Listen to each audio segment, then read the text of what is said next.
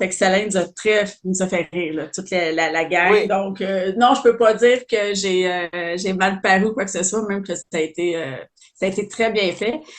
Et ce que j'avais fait, moi, bon, j'ai la chance ici dans ma ville, à Saint-Luc, j'habite à Saint-Jean-sur-Richelieu. J'ai une pizzeria ici à Saint-Luc Pizzeria qui me supporte depuis mes débuts. En fait, c'est la pizzeria oui. de mon enfance, depuis que je suis toute petite. Et dans tous mes projets, que ce soit pour les podcasts, pour le show de radio, ils sont toujours là en train de m'encourager, en train d'être là pour sponsoriser ou commanditer mes podcasts et tout ça. Et c'est ça, dans le fond, pourquoi que je parlais d'eux? J'ai une pizza à mon nom aussi à leur restaurant d'ailleurs, Oui. Miss Sonia Fit. Et ils ont toujours été derrière moi là, dans tout ce que j'ai fait. Donc, je tenais à les remercier d'être là et de m'encourager depuis toujours. Et puis, Oui, voilà. Fait que dans le fond, couteau à double tranchant, pour en revenir à la question, ben écoute, oui. c'est sûr que j'ai bien paru.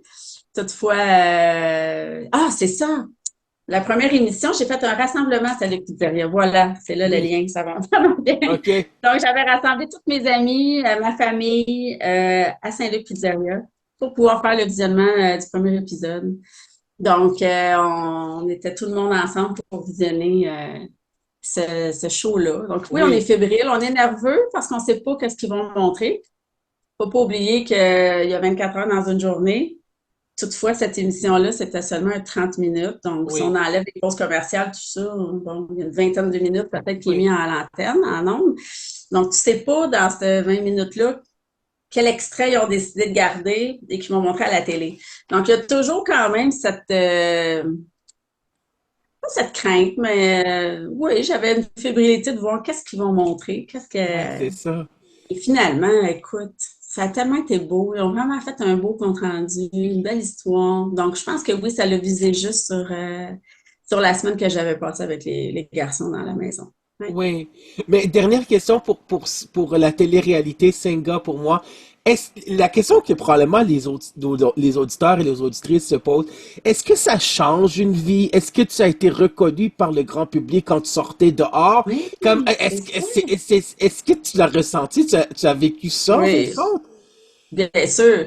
J'ai terminé, je vais te conter une anecdote. Ouais, On a écouté la dernière émission le jeudi, dans le fond. J'étais avec Francis à Gatineau. Il demeure à Gatineau. Donc, oui, on a visionné la dernière émission ensemble. Et après le show, on a fait, bon, ben, on va aller, il y a peut-être l'autre bord de la rue, il y avait un IGA. Ils dit, on va aller à l'épicerie, on va aller s'acheter quelque chose pour souper. oui. Donc, on traverse la rue et en entrant dans le IGA ensemble, la première personne qui passe fait, Hey, on vient de vous voir à la télé.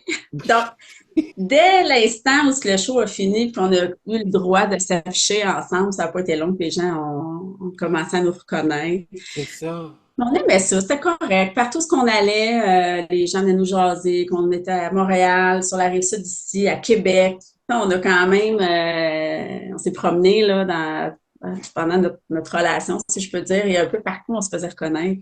Que j'étais à l'urgence malade, au triage, l'infirmière me reconnaissait, que j'étais sur une terrasse l'été ou dans un restaurant. Et parfois, on a tellement de plaisir à jaser avec les gens. Je me rappelle d'une soirée, entre autres, où on voulait aller au cinéma. Oui. On avait été manger au restaurant avant. On s'est dit, on va traverser l'autre bord, on va aller voir le film après.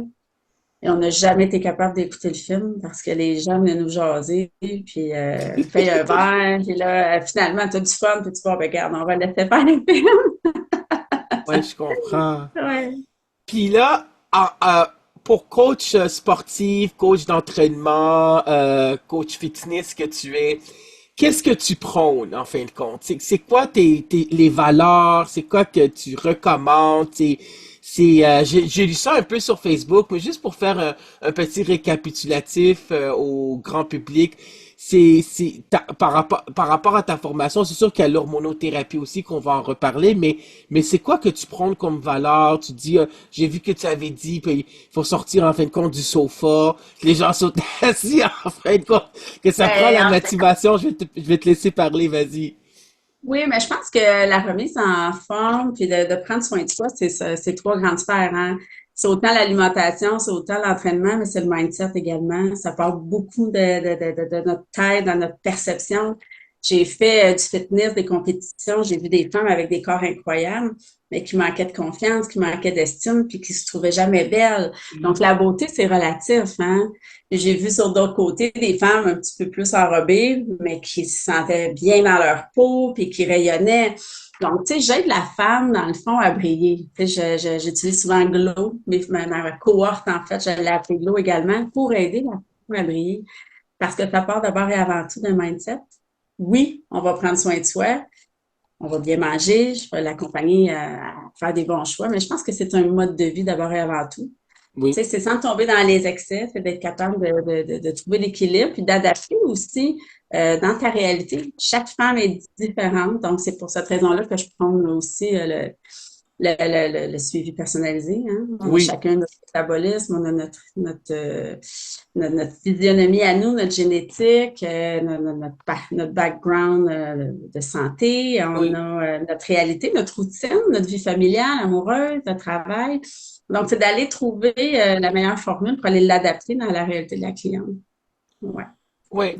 Est-ce que les femmes se sont confiées à toi que c'est avec les standards de beauté que l'on a dans notre société québécoise, est-ce que c'est difficile pour elles d'aller par rapport de répondre à à ces standards de beauté-là? C'est quoi leur perception? C'est quoi que tu as reçu comme témoignage?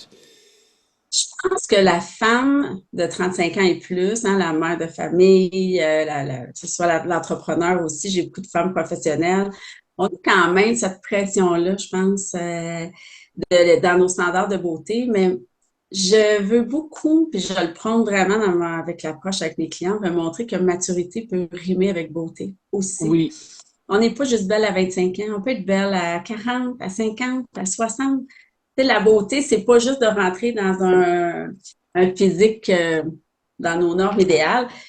Là, c'est sûr, c'est facile à dire. J'ai fait un parcours de fitness. J'ai également fait la page couverture du magazine Summum. Tu sais, je suis quand même oui, génial. la plus mature à avoir fait la page couverture. Donc, ça, c'est quelque chose que j'en suis fière. Mais je l'ai fait d'abord avant tout pour passer un message à ma clientèle. Je leur ai dit, écoutez, regardez, je suis une mère de famille.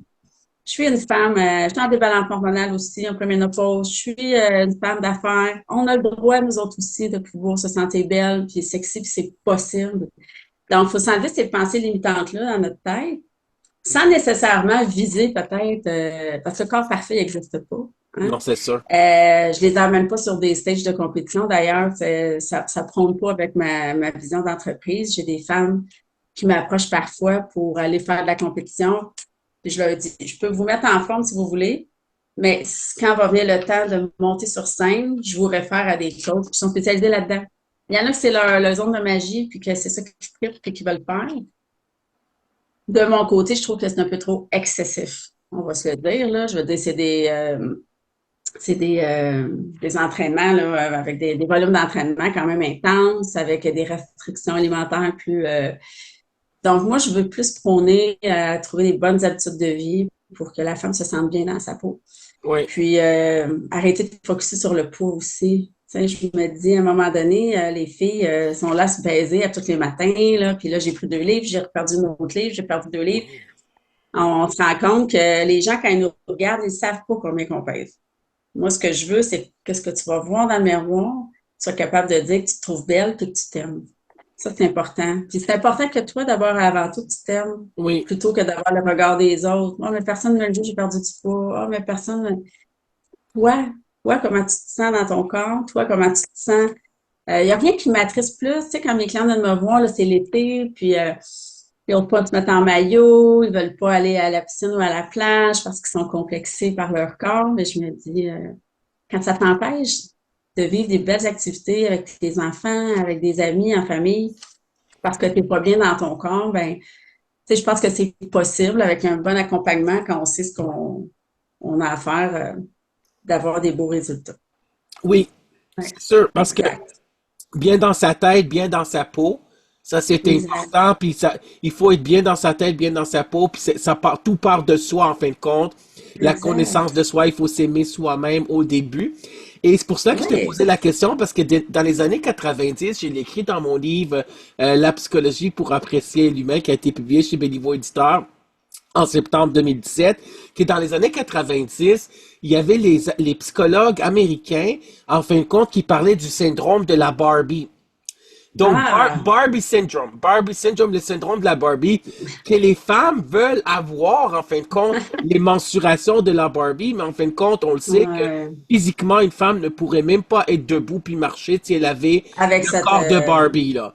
Parce que c'est mais vraiment... tu sais, tu parles le syndrome de la Barbie, puis chez l'homme, on parle du complexe de l'Adonis. Je Oui, sais c'est pas ça, si c'est tu vrai connais, ça. Oui, oui, je connais. mais le Oui, complexe d'Adonis, qui est, on n'est jamais assez musclé, on n'est jamais, oui, Adonis qui est un dieu grec dans le fond, hein, oui, qu'on l'a nommé comme ça oui, maintenant, mais oui, on est beaucoup dans le body dysmorphia, là, tu sais, la dysmorphie corporelle, où ce que les gens oui, pensent qu'ils sont jamais assez. Mais à un moment donné, il faut apprendre à l'acceptation de soi et se dire j'aime le corps que j'ai là. Oui, on peut continuer de progresser, on peut continuer à prendre soin de soi, mais c'est parce qu'à un moment donné, ça va être une histoire sans fin. Il faut apprendre aussi à l'accepter comme on est là. oui, Donc, oui, chez la femme, il y a peut-être le syndrome de Barbie. Chez l'homme, il y a le complexe de l'Adonis, mais je pense oui, que c'est un trouble, dans le fond, cognitif, on va se dire, oui. là, qui est dans le fond, qu'on focus sur des choses où qu'on pense que tout le monde voit ça, mais que nous, dans notre tête, on le voit de façon exagérée.